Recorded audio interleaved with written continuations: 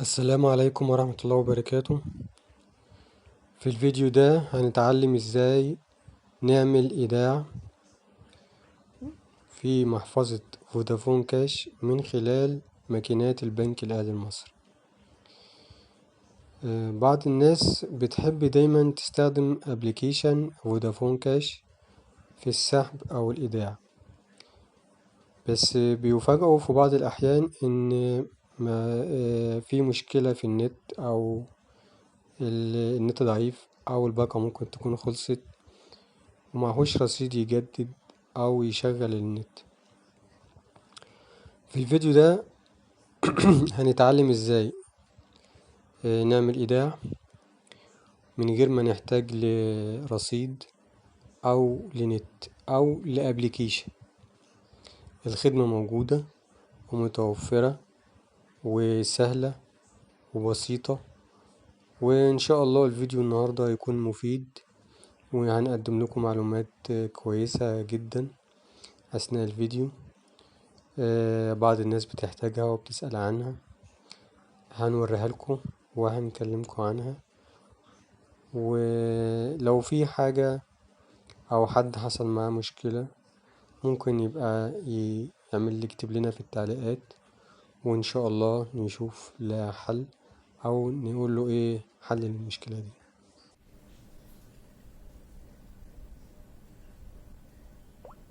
بتدوس 9 وشباك 9 9 شباك، وبعدين بتدوس اتصال.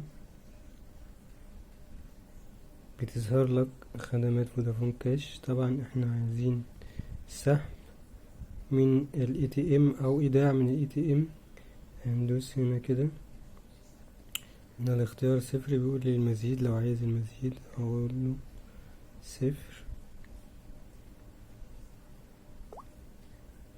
ارسال. فهنا جاب لي رقم 4 دفع الفواتير للسحب، 5 للإيداع من ال ATM. دوس رقم 6، فهقول له 6.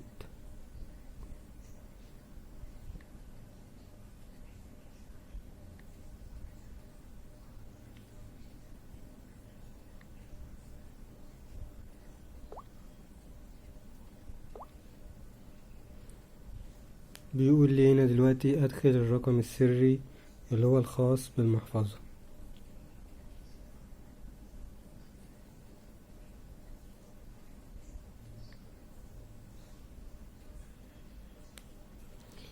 بعد كده بتظهر لي الرسالة دي، بيقول لي الرقم السري لماكينة ال ATM هو الرقم اللي حضراتكم شايفينه ده، وسيتم ارساله في رسالة الآن.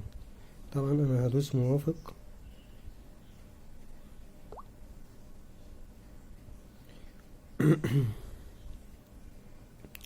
وهنتظر الرسالة.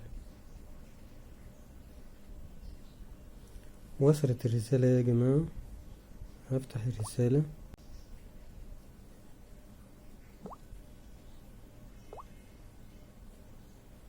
اهو بيقول لي الرقم السري المتغير ال ATM اهو. طبعا هاخد الرقم ده وهتوجه مباشرة لل ATM وابدأ عملية الإيداع. خليك معي.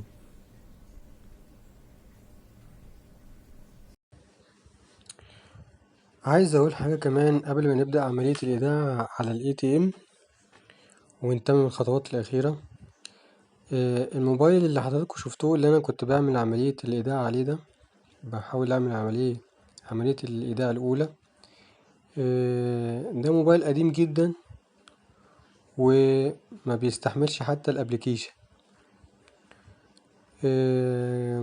كمان الرسالة اللي وصلت، اللي هي بيجي فيها الرقم السري المتغير، غير الرقم السري الرسالة بيبقى مكتوب فيها ميعاد الرسالة اللي وصلت،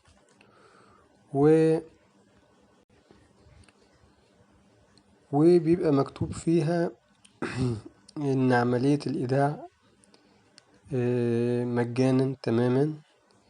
لكن عملية لو انت احتجت تسحب بعد كده هتبقى تكلفة الخدمة 1% من المبلغ اللي انت هتسحبه.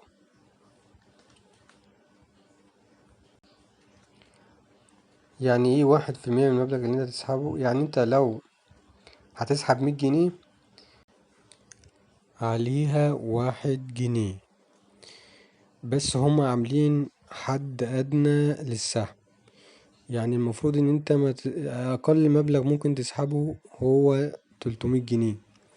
ليه؟ لأن هما قالك أقل مبلغ هيتخصم منك في السحب هو 3 جنيه. يعني كأنك لو هتحسبها على 1% هيبقى 300 جنيه. أما لو هتسحب أكتر من 300 جنيه هياخدوا منك نسبة أعلى، فيما يعادل 1%. يعني 500 هيبقى مثلا عليهم 5 جنيه، 400 هيبقى عليهم 4 جنيه، 1000 جنيه هيبقى عليها 10 جنيه. آه آه أما عملية تكلفة الإيداع فهي مجانا تماما، معلهاش أي مصاريف، معلهاش أي تكلفة. الرسالة بيبقى لها رقم وبيبقى لها مدة. الرقم السري ده مثلا مدته صالح للاستخدام للمرة واحدة. مدته 10 دقايق من بعد ما بتجيلك الرسالة. يلا بينا نبدأ عملية الإيداع وتابع معايا خطوة بخطوة. دي أول حاجة، بتقف قدام ماكينة البنك الأهلي المصري، بتلاقي على أسفل يسار الشاشة سهم مكتوب عليه خدمات بدون بطاقة. بتضغط على السهم ده بيظهر لك شاشة تانية مكتوب فيها محافظ إلكترونية، ولو المكنة فيها إيداع بيبقى مكتوب فيها كمان غير المحافظ الإلكترونية سهم تاني تغيير عملات زي ما هيبان دلوقتي. زي ما حضرتك شايف كده، دوست على خدمات بدون بطاقة أول سهم محافظ إلكترونية، واخترت اللغة العربي ودوست على الإيداع، وبيقول لي أدخل رقم الهاتف المحمول، فأحط رقم الهاتف. بعد كده هيدوس استمرار، هيطلب مني إني أدخل الرقم السري المتغير اللي هو OTP اللي هو المفروض الرقم اللي جالي في الرسالة. بعد كده هتتفتح لي العين اليسرى للماكينة لو هي فتحتين. لو هي فتحة واحدة تفتح لك عين الماكينة، بس لو كده فتحتين الماكينة بتتفتح العين. وأنا دلوقتي هحط مبلغ عشان الماكينة تجهزه. أنا دلوقتي حطيت مبلغ 50 جنيه على سبيل التجربة، والماكينة دلوقتي بتقولي زي ما انتم شايفين كده على الشاشة جاري تجهيز المبلغ، وأول ما بيجهز المبلغ بيظهر على الشاشة زي ما حضراتكم شايفين كده. الماكينة عدت 50 جنيه وصنفتها عدد واحد، فئة ورقة واحدة فئة 50 جنيه، وقال لي التوتال عشان لو أنا حاطط كذا ورقة أو ورق متنوع يبقى التوتال كله 50 كده. هضغط على السهم اللي هو على اليمين تحت، على يمين أسفل يمين الشاشة اللي هو مكتوب عليه المبلغ صحيح. طبعا أنا عدد المبلغ وعارفه فكده ده المبلغ مظبوط، فهدوس مبلغ صحيح. بعد كده بيطلع لي إيصال بالمبلغ اللي أنا أودعته في الماكينة، وبيدخل في حسابي في الفودافون كاش. بعد كده الخطوة اللي بعد كده دي الخطوة اللي بعد كده، هو هنا بيقول لي هل ترغب في عملية أخرى؟ طبعا أنا هقول له لأ.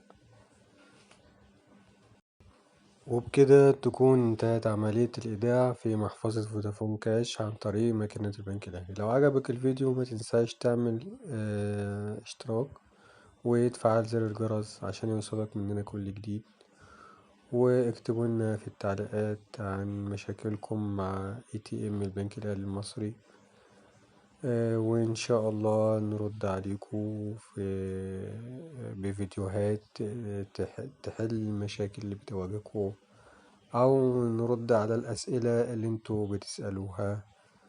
والسلام عليكم ورحمة الله وبركاته.